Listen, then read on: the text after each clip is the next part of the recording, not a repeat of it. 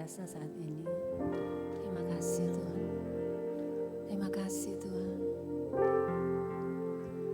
Harapanku di dalam-Mu, hanya Kau Yesusku, ku percaya, ku aman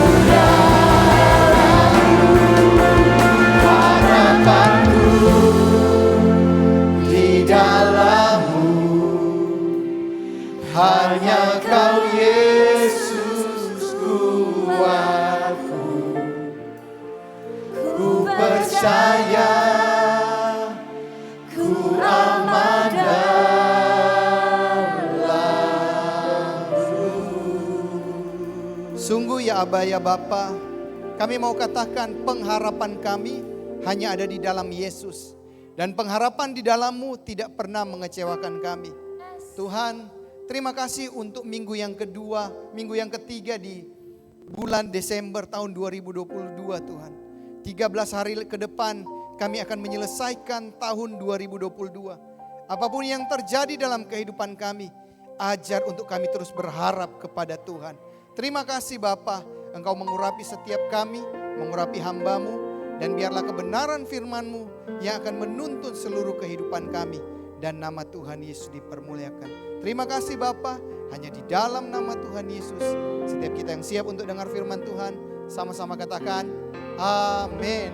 Shalom, silakan duduk Bapak Ibu sekalian. Wow, senang sekali bisa melihat Bapak Ibu sekalian beribadah bersama-sama.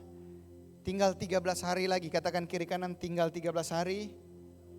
Finish strong, ya. Selesaikan dengan luar biasa bersama dengan Tuhan.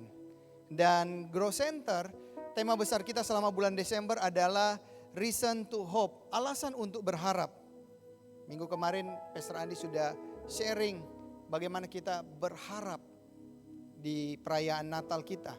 Dan sebagai informasi, minggu depan kita akan ibadah Natal tanggal 25 hanya satu kali, jam 10 pagi di tempat ini. Dan hari ini, Pastor ingin sharing satu kebenaran firman Tuhan yang saya beri judul adalah jangan takut, masih ada harapan. Colek kiri kanan katakan, jangan takut, masih ada harapan.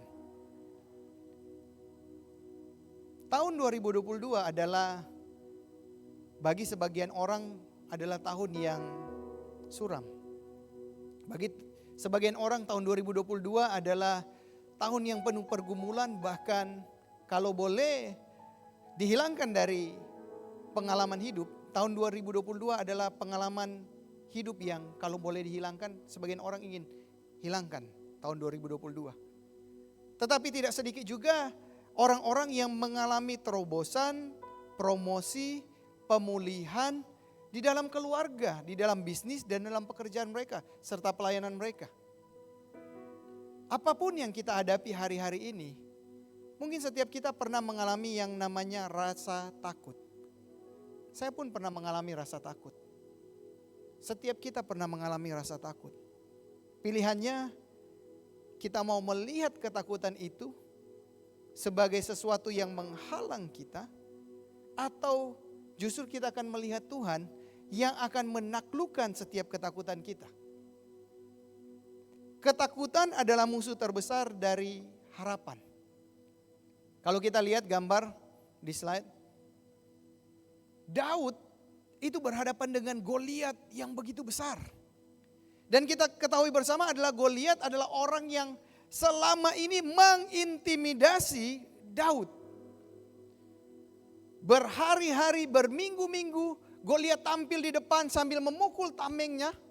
Dia katakan, maju orang yang paling hebat di Israel untuk menghadapi saya. Dan hari itu tidak ada seorang pun yang maju menghadapi Goliat.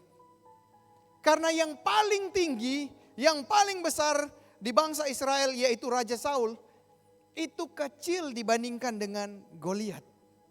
Goliat begitu besar, dia begitu terlatih. Perumpamaan ini saya mau katakan, ini mungkin menjadi pergumulan kita selama tahun 2022. Ada Goliat yang begitu besar, ada masalah yang begitu besar yang berhadapan dengan kita yang seakan-akan dia memukul tamengnya dan katakan engkau enggak bisa. Engkau pasti kalah. Engkau enggak akan berhasil, engkau pasti akan kecewa, engkau pasti akan berlutut di hadapan masalah ini. Tapi saya mau katakan kita punya Tuhan yang jauh lebih besar, jauh lebih hebat, jauh lebih dahsyat dari Goliat ini. Yang setuju boleh katakan amin. Rasa takut boleh ada dalam hidup kita. Tetapi ketakutan tidak bisa menyirnakan atau menghilangkan pengharapan kita di dalam Tuhan. Demikian juga dengan Natal. Kalau hari ini kita katakan lagu tadi, Joy to the world. Semua orang bersuka cita. Tetapi Anda bisa bayangkan waktu Natal atau waktu kelahiran Yesus ini di zaman itu bukan berita yang sukacita. Karena apa? Saya membaca di dalam Alkitab menulis begitu banyak justru kata yaitu jangan takut. Dalam Matius 1 ayat 18 sampai dengan 24 firman Tuhan berkata, kelahiran Yesus Kristus adalah seperti berikut. Pada waktu Maria ibunya bertunangan dengan Yusuf, ternyata ia mengandung dari Roh Kudus. Sebelum mereka hidup sebagai suami istri. Karena Yusuf suaminya seorang yang tulus hati dan tidak mau mencemarkan nama istrinya di muka umum, ia bermaksud menceraikannya dengan diam-diam. Tetapi ketika ia mempertimbangkan maksud itu, malaikat Tuhan tampak kepadanya dalam mimpi dan berkata, yuk kita baca sama-sama 2, 3. Yusuf anak Daud, janganlah engkau takut mengambil Maria sebagai istrimu, sebab anak yang di dalam kandungannya adalah dari Roh Kudus. Yusuf pun mengalami ketakutan. Kalau saya ambil Maria sebagai istri saya, hukum zaman itu orang yang kedapatan berzina, orang yang kedapatan hamil duluan sebelum menikah, hukumannya cuma satu, dirajam oleh batu sampai mati. Dan sudah terbayang di pikiran Yusuf, selesai. Begitu saya lakukan pesta dengan Maria, sesudah itu selesailah kami. Ini yang terjadi. Yusuf mengalami ketakutan. Tetapi untung terjadi intervensi dari surga. Di mana Tuhan mengutus malaikat dan malaikat itu berkata seperti ini. Ia akan melahirkan anak laki-laki dan engkau akan menamakan dia Yesus. Karena dialah yang akan menyelamatkan umatnya dari dosa mereka. Hal itu terjadi supaya genaplah yang difirmankan Tuhan oleh Nabi. Sesungguhnya anak darah itu akan mengandung dan melahirkan seorang anak laki-laki. Dan mereka akan menamakan dia Immanuel, yang berarti Allah menyertai kita. Sesudah bangun dari tidurnya, Yusuf berbuat seperti yang diperintahkan malaikat Tuhan itu kepadanya. Ia mengambil Maria sebagai istrinya. Ketakutan ini bukan hanya dialami oleh Yusuf. Bahkan gembala yang ada di padang lagi mengembalakan domba. Tiba-tiba waktu malaikat muncul, mereka ketakutan dan kata malaikat, jangan takut. Waktu Maria melihat malaikat, perkataan yang sama yang duluan diucapkan oleh malaikat, jangan takut. Kenapa? Kalau kita baca dan kita pelajari sejarah, kitab terakhir di Perjanjian Lama adalah kitab Maleakhi. Itu ditulis, selanjutnya adalah kitab di Perjanjian Baru Matius. Itu punya jeda 350 tahun Tuhan tidak pernah berbicara kepada bangsa Israel lewat malaikat.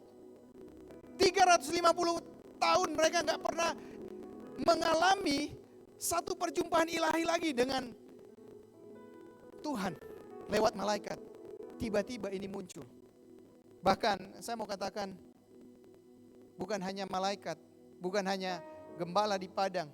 Sakaria seorang imam ketika lagi beribadah seperti ini, dia masuk ke ruang Maha Kudus untuk beribadah, untuk mempersembahkan korban. Tiba-tiba malaikat muncul di depan situ. Sakaria ketakutan. Bahkan Sakaria gak percaya dengan apa yang disampaikan oleh malaikat. Kalau Elisabet anaknya yang istrinya yang mandul akan mendapatkan anak. Sakaria gak percaya.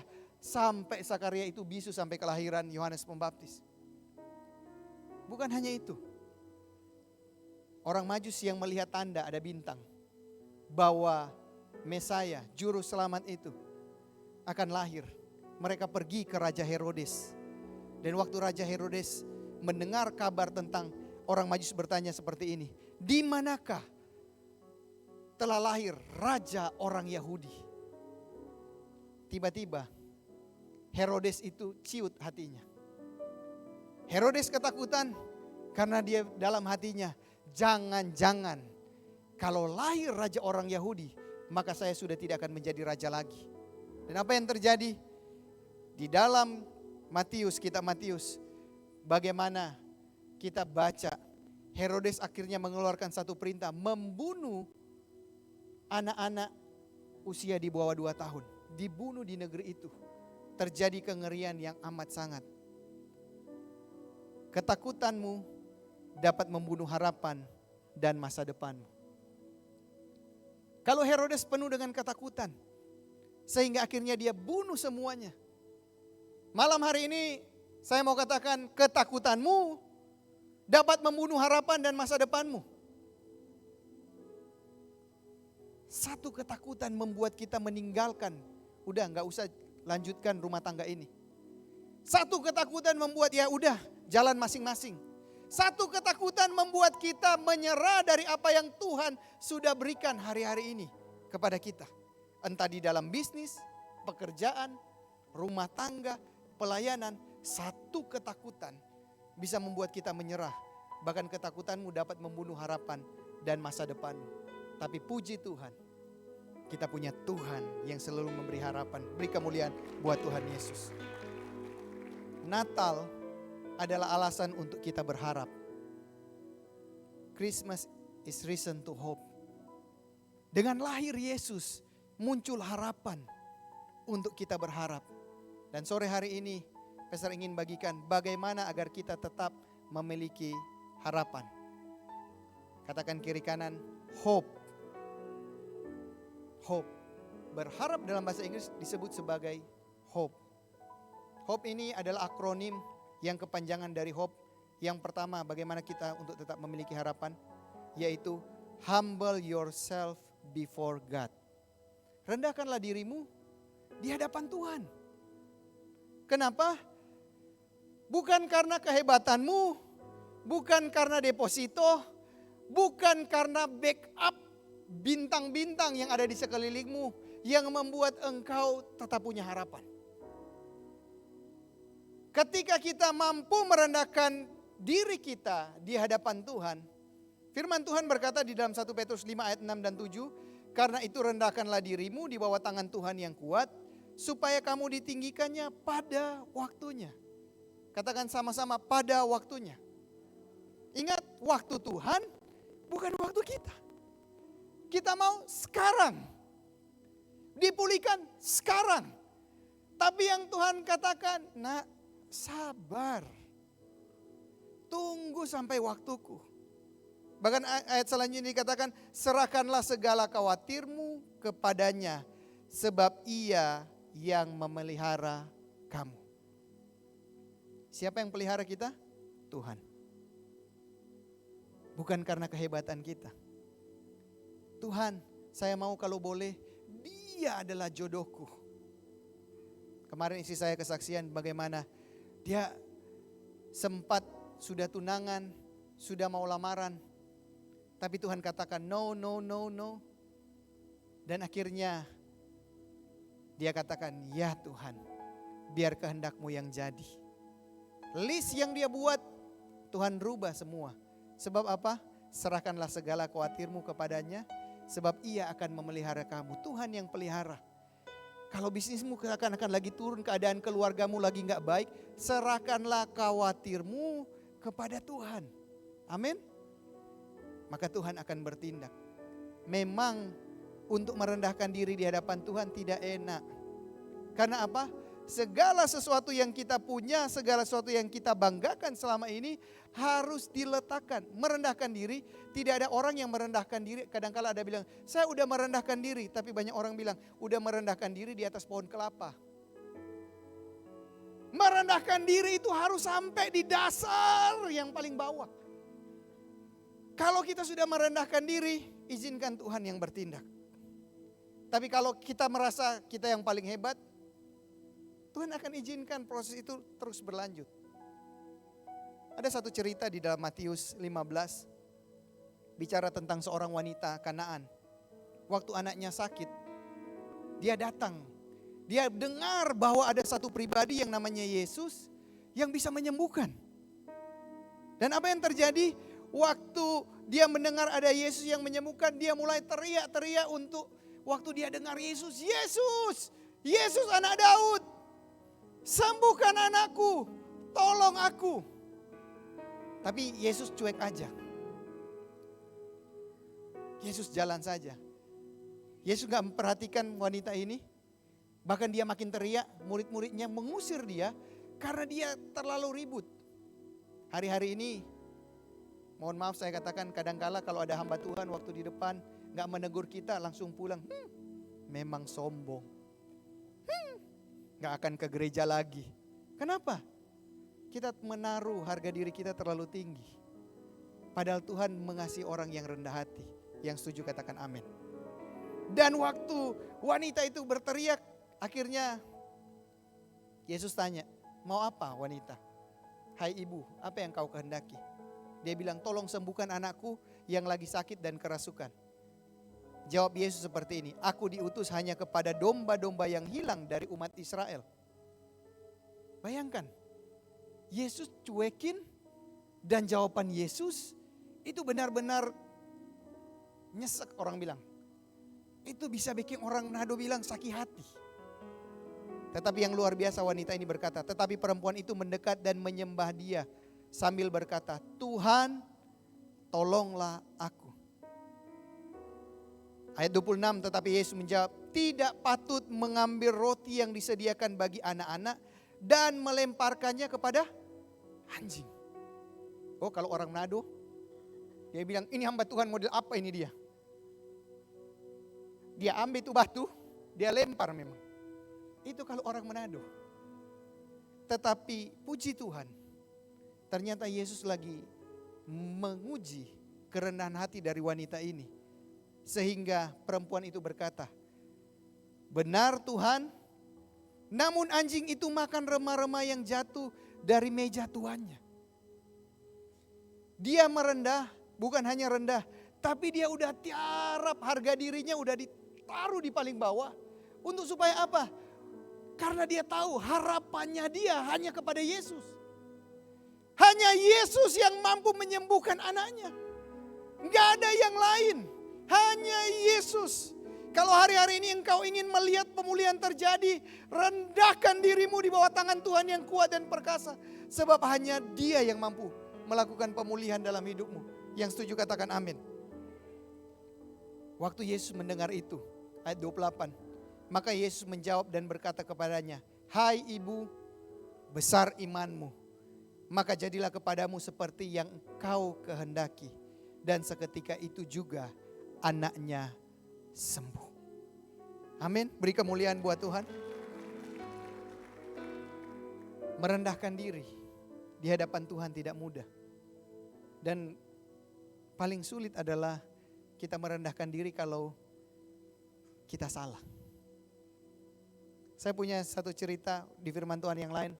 Saya teringat dengan satu cerita yang bilang gini. Bapa di dunia yang jahat, ketika anaknya minta roti, dia tidak akan beri batu.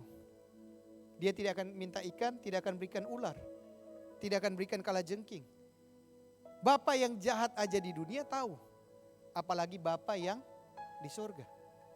Saya punya pengalaman bagaimana saya membuat kesalahan kepada orang tua saya.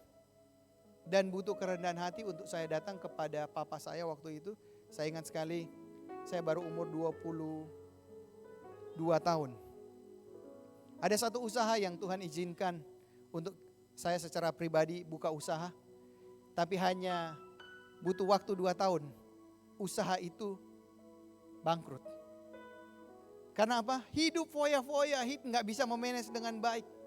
Sampai satu ketika, saya dipanggil oleh papa saya. Papa saya bilang gini, Chan, gimana tokonya? Saya bilang, awalnya saya gak mau bicara. Saya bilang, gimana? Terus saya bilang, bangkrut Pak. Saya gak bisa selesaikan, saya gak bisa buat itu dengan baik, memanage dengan baik, dan bangkrut. Papa saya tanya lagi, bagaimana dengan kuliah kamu? Saya bilang, tinggal semester terakhir. Tahun depan kamu masih mau cuti lagi? Atau mau kuliah untuk selesaikan? Saya bilang, saya lagi stres Pak. Usaha lagi seperti itu. Terus harus kuliah, kayaknya saya gak siap untuk kuliah.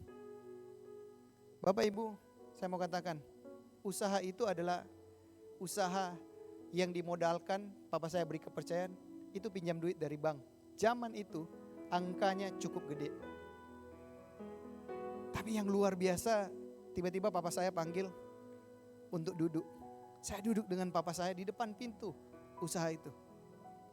Dan papa saya bilang gini, Chan, ada 2 sekolah di dalam kehidupan ini. Yang pertama adalah sekolah formal, dan yang kedua adalah sekolah kehidupan. Angka yang untuk usaha itu yang kamu gagal, itu adalah uang sekolah kehidupan kamu. Dan Papa mau bilang, walaupun Papa itu pelan-pelan ganti, Papa akan menggantikan posisi kamu untuk menyelesaikan hal itu. Tapi satu hal yang Papa mau minta, Papa pingin kamu juga selesai kuliah kamu. Tetapi walaupun Papa pingin untuk menggantikan kamu di bangku kuliah, Papa gak bisa, hanya kamu yang bisa menyelesaikannya. Gimana kalau kita deal hari ini? Papa menyelesaikan uang sekolah kehidupan kamu, dan kamu menyelesaikan kuliah kamu. Saat itu saya nangis di depan Papa saya. Saya bilang, terima kasih Pak. Saya udah salah. Saya gak benar. Terima kasih. Saya mau katakan gini, Papa saya adalah orang yang terbatas. Tapi waktu kita merendahkan diri, saya mengaku salah di hadapan dia. Dia bisa melakukan hal yang luar biasa buat saya sebagai anaknya. Sore malam hari ini saya mau katakan kita punya Bapa yang luar biasa di sorga. Yang dia hanya butuh gini, kita datang katakan, Pak, aku butuh Engkau. Bapa, aku udah buat salah. Aku udah menghancurkan banyak hal di dalam kehidupanku. Yang Tuhan cari, masihkah kita berharap kepada Bapa untuk datang merendahkan diri kita dan katakan, harapanku di dalam-Mu, hanya Kau Yesus kuatku. Ku percaya ku aman dalam-Mu.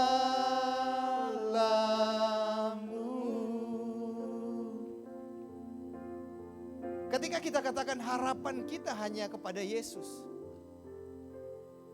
kita akan lihat Yesus mampu membalikan keadaanmu asal engkau mau datang merendahkan dirimu di hadapan Tuhan. Dia Bapa yang baik. Dia adalah harapan setiap kita. Amin. Orang mungkin boleh mengecewakan kita, tetapi Bapa tidak pernah mengecewakan kita. Beri kemuliaan buat Tuhan Yesus. Hal yang kedua dengan cepat. Yang pertama adalah humble. Yang kedua obey God's will. Taat kepada kehendak Tuhan.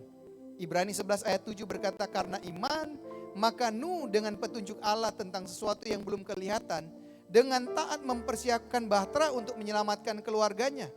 Dan karena iman itu ia menghukum di dunia, dan ia ditentukan untuk menerima kebenaran sesuai dengan imannya. Dengan taat, Nuh mempersiapkan yang belum kelihatan. Kalau kita baca di dalam Alkitab di zaman Nuh itu, Nuh buat bahteranya di atas gunung. Bayangkan mungkin kita di atas gunung Soputan, dan zaman itu belum pernah ada hujan. Alkitab menulis hanya ada embun. Bagi semua orang itu mustahil, nggak mungkin terjadi. Tetapi satu kata, Nuh dengan taat, katakan sama-sama, dengan taat. Dengan taat. Tuhan butuh ketaatan. Kadangkala kita beradu logika dengan Tuhan. Gak mungkin Tuhan ini, gak mungkin. Cuman ini yang mungkin. Tuhan bilang, yuk bikin yang menurut kamu mungkin. Akhirnya mentok-mentok datang lagi kepada Tuhan. Nangis kepada Tuhan, Tuhan harus seperti apa? Seringkali saya pun pernah mengalami. Bikin sesuai dengan mau, nanti udah mentok datang kepada Tuhan.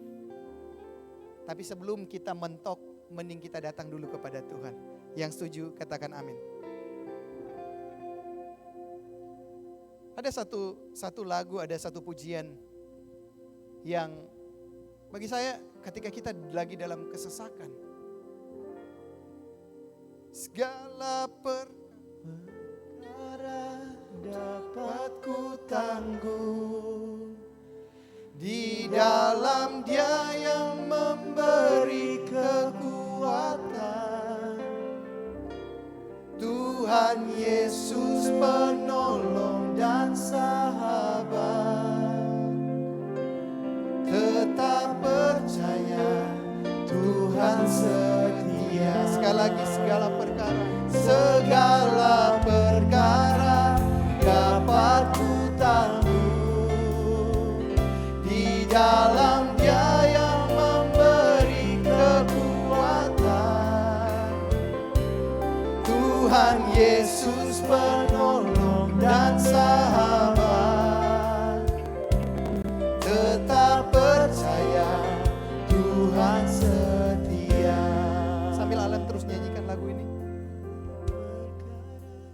dapat ku tanggung di dalam Dia yang memberi. Bolehkah tundukkan kepala sebentar?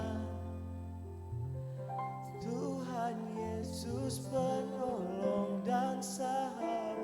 Tuhan taruhkan buat saya sore hari ini. Malam hari ini di antara Bapak Ibu sekalian, ada yang katakan seperti ini kepada Tuhan. Tuhan, aku sudah nggak sanggup lagi. Aku udah nggak kuat lagi. Aku sudah nggak mampu lagi Tuhan dengan keadaan ini. Apa yang aku lakukan benar-benar membuat segala sesuatu itu seakan-akan hancur. Bahkan aku nggak kuat untuk berharap kepadamu Tuhan. Aku nggak kuat untuk berharap. Tapi malam hari ini dengar, mustahil bagimu karena kita terbatas. Tapi tidak ada mustahil bagi Tuhan. Sebab Dia adalah Tuhan yang tidak terbatas. Kumpulkan kekuatan imanmu, kumpulkan kekuatan pengharapanmu. Sekali ini saja percaya sama Tuhan. Sekali ini saja berharap kepada Tuhan. Maka engkau akan lihat Dia adalah Bapa yang baik. Dia sanggup menolong, bahkan sanggup memulihkan keadaan. Terima kasih Bapa. Terima kasih Tuhan Yesus. Sekali lagi kita nyanyikan.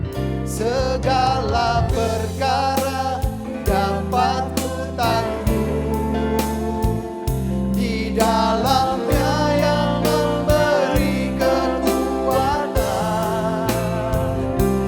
Tuhan Yesus menolong dan sahabat.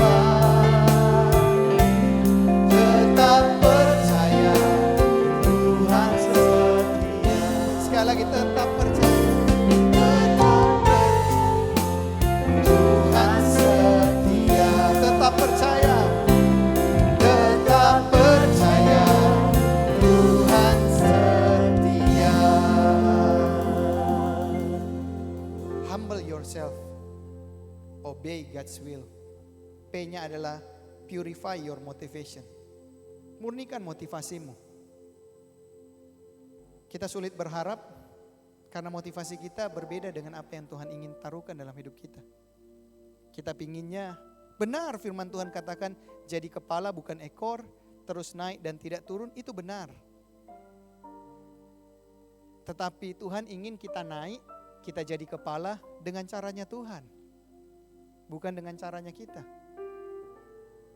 1 Timotius 1 ayat 18 dan 19 berkata, tugas ini kuberikan kepadamu dari Paulus kepada Timotius. Timotius anakku, sesuai dengan apa yang telah dinubuatkan tentang dirimu, supaya dikuatkan oleh nubuatan itu, engkau memperjuangkan perjuangan yang baik dengan iman dan hati nurani yang murni. Beberapa orang telah menolak hati nurani yang murni itu, dan karena itu kandaslah iman mereka. Cek hati kita. Yang paling tahu hanya kita dan Tuhan. Makanya firman Tuhan katakan, jagalah hatimu dengan segala kewaspadaan, karena dari situlah terpancar kehidupan. Cek, kenapa kita mudah marah hari-hari ini? Cek, mengapa kita mudah kecewa hari-hari ini? Coba cek, mengapa kita mudah menyerah hari-hari ini? Jangan-jangan kita sudah gak menjaga hati kita. Pastor mau katakan, jaga hati kita, jaga motivasi kita. Yang terakhir, poin yang terakhir adalah E-nya, enlarge your faith in God. Katakan sama-sama, perbesar imanmu dalam Tuhan. Perlu iman. Sebab orang benar hidup bukan karena apa yang dilihat, melainkan oleh iman. Iman adalah dasar dari segala sesuatu yang tidak kita lihat dan bukti dari segala sesuatu yang kita harapkan. Itulah iman. Butuh iman, perbesar kapasitas iman kita. Ibrani 11 ayat yang ke-17 berkata, karena iman maka Abraham tatkala ia dicobai mempersembahkan Ishak, ia yang telah menerima janji itu rela mempersembahkan anaknya yang tunggal. Bahkan Abraham di dalam ayatnya yang kalau kita mundur ayat yang ke-8, dikatakan bahwa Abraham taat ketika ia dipanggil untuk berangkat ke negeri yang akan diterimanya menjadi milik pusakanya. Lalu ia berangkat dengan tidak mengetahui tempat yang ia tuju. Abraham melangkah dengan iman. Tidak salah kita menggunakan mata kita, penglihatan kita. Tapi jauh melebihi mata kita, ada iman kepada Tuhan. Orang katakan tahun depan adalah tahun resesi, tahun yang penuh dengan hal yang tidak menentu. Tapi saya mau katakan hari ini kita punya Tuhan yang memegang masa depan kita. Amin. Kita punya Tuhan yang kita dapat katakan segala perkara dapat kutanggung di dalam Dia yang memberikan kekuatan. Dan kalau saya boleh bersaksi di menit-menit terakhir ini, di sini ada Pak Matius dan Ibu Yola. Tadi pagi saya bersaksi bagaimana saya bilang kedua hamba Tuhan ini Tuhan izinkan melewati proses demi proses. Setiap kita pernah diproses, tapi saya mau saksikan apa yang disaksikan yang dialami oleh mereka. Pastor kenal mereka jauh sebelum Grow Center ada. Kita sudah bersahabat, berteman. Dan saya mendengar kesaksian dari mereka. Bagaimana ketika mereka menikah, tahun pertama, tahun kedua, masih belum Tuhan karuniakan keturunan. Tapi mereka tetap berharap. Tahun keempat, masih tetap berharap. Tahun kelima, terus berharap. Orang kalau udah melewati fase 5 tahun, itu kadangkala masa yang paling krusial. Tahun ke-6 masih belum juga, berdoa, belum juga. Tahun ke-7 belum juga. Tahun ke-8 belum juga. Tahun ke-9 tidak ada. Tahun ke-10 belum juga. Tapi satu hal yang saya mengucap syukur, saya mengenal adik-adik rohani saya, kalau saya boleh sebut sebagai adik-adik rohani saya. Mereka gak pernah menyerah. Di tahun ke-10 banyak orang akan give up. Banyak orang akan mundur. Tapi kalau sama seperti lagu tadi, segala perkara dapat ku tanggung di dalam Dia yang memberi kekuatan. Tuhan Yesus penolong dan sahabat. Tetap percaya Tuhan setia. Tahun ke-11, tahun ke-12, tahun ke-13, tahun ke-14. Gak ada. Tahun dimana mereka itu udah, setiap tahun kami, suami istri, gembala, wakil gembala, bahkan rekan-rekan pelayanan selalu berdoa, Tuhan kalau boleh. Tahun 14 enggak. Tahun ke-15 saya tanya, Matt, Yola, tetap kuat. Mereka katakan, semua itu dari Tuhan, Pastor. Semua itu dari Tuhan. Kami hanya belajar percaya dengan Tuhan. Tuhan kasih ataupun tidak masalah buat kami. Kami tetap ada dalam kasih karunia Tuhan. Tahun ke-15, tahun ke-16, mereka nyanyikan lagu ini. Segala perkara dapat ku tanggung di dalam Dia yang memberi kekuatan. Tuhan Yesus penolong dan sahabat. Tetap percaya Tuhan setia. 16 tahun mereka menanti dan Tuhan berikan apa yang menjadi mereka doa. Apa yang selama ini mereka doakan, beri kemuliaan buat Tuhan.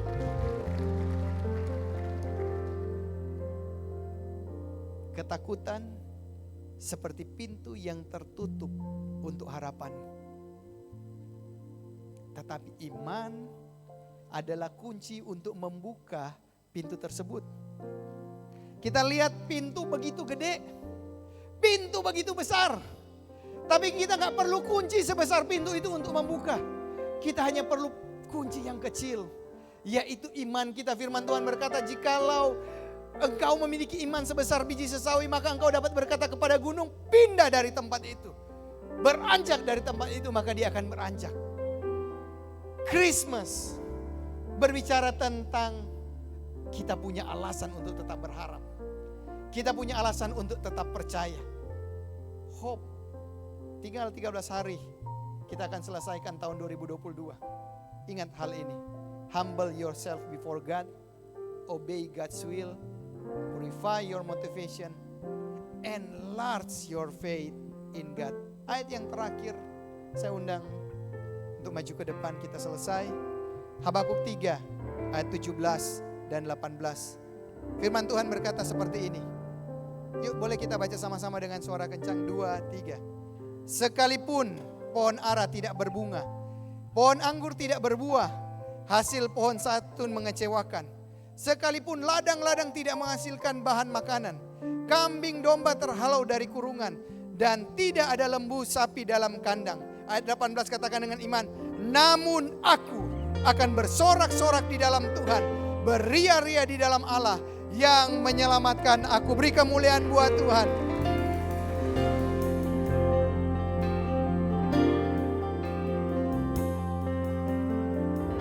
Harapan